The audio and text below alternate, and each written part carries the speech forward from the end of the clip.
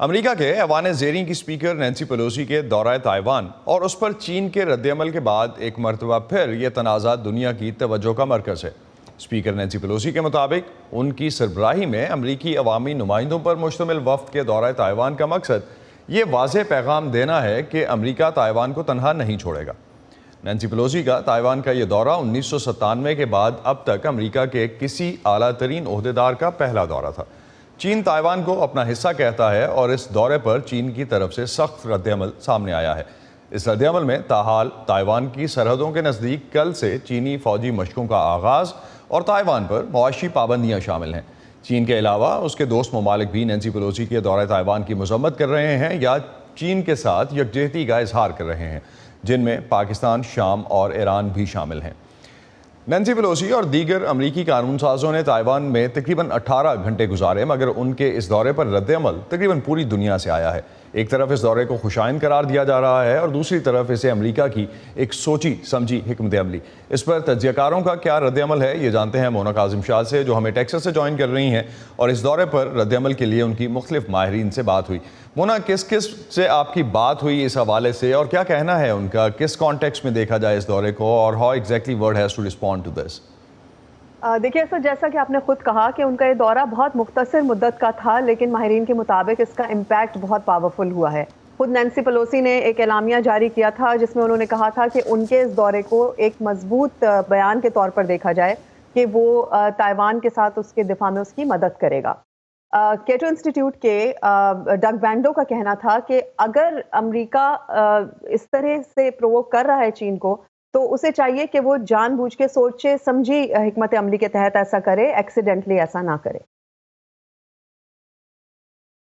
مسئلہ یہ ہے کہ چین امریکہ کے اقدامات کو کیسا لیتا ہے۔ جیسے اسپیکر نینسی پیلوسی کا تائیوان جانا، جو ایوان نمائندگان کی سربراہ ہیں اور صدارت کے عہدے کے لیے دوسرے نمبر پر ہیں، بہت اہمیت کا حامل ہے، اور یہ دورہ ان متعدد اقدامات کے بعد سامنے آیا ہے جو بائیڈن اور ٹرمپ انتظامیہ دونوں اٹھا چکے ہیں، اور یہ بھی حقیقت ہے کہ صدر بائیڈن 3 بار کہہ چکے ہیں کہ امریکہ تائیوان کا دفاع کرے گا، حالانکہ ان کے معاونین نے ان بیانات کو واپس لے لیا تھا۔ لیکن اس سب سے چین بہت زیادہ تشویش میں مبتلا ہوا ہے، کیونکہ وہ تائیوان کو اپنا حصہ سمجھتے ہیں، اور یہ جذبات پورے چینی معاشرے میں پائے جاتے ہیں۔ امریکہ کو اسے سنجیدگی سے لینا چاہیے، اور اگر امریکہ کا مقصد چین کو غصہ دلانا ہے تو یہ حادثاتی طور پر ہونے کے بجائے سوچ سمجھ کر کرنا بہتر ہے۔ مجھے ڈر ہے کہ ہم جو اقدامات کر رہے ہیں ان سے کوئی فائدہ حاصل کیے بغیر ہم صورتحال کو مزید خراب کر رہے ہیں۔ اسد، اس کے علاوہ ہسٹورین اور جانس ہاپکنز یونیورسٹی کے پروفیسر سرجی ریڈچینکو کا کہنا تھا کہ اس تمام معاملے سے فائدہ روس کو ہوگا، کیونکہ اب دنیا کی توجہ جو ہے وہ تائیوان پر مرکوز ہو جائے گی اور اس سے یوکرین کے مقصد کو نقصان پہنچے گا۔ یوکرین کے لیے یہ جنگ اب بھی جاری ہے، اب بھی بہت فعال مرحلے میں ہے، اس لیے جب دنیا کی توجہ ہٹا کر تائیوان کی طرف مبذول کر دی جائے گی تو ظاہر ہے یوکرین کے مفاد میں نہیں ہے، یہ یوکرین کے معاملے کو کمزور کرتا ہے، لہٰذا میں انہیں اس کا خیر مقدم کرتے ہوئے نہیں دیکھ رہا۔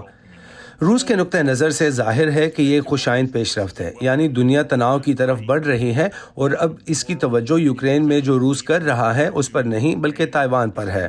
اس سے روس پر سے دباؤ ہٹ گیا ہے۔ میں نہیں سمجھتا کہ یہ صورتحال چین کو روس کے ساتھ کسی قسم کا اتحاد قائم کرنے پر اکسائے گی، لیکن ظاہر ہے چین پر امریکہ کی طرف سے جتنا زیادہ دباؤ ہوگا اتنا ہی چین روس کے ساتھ مل کر کام کرنے کی کوشش کرے گا۔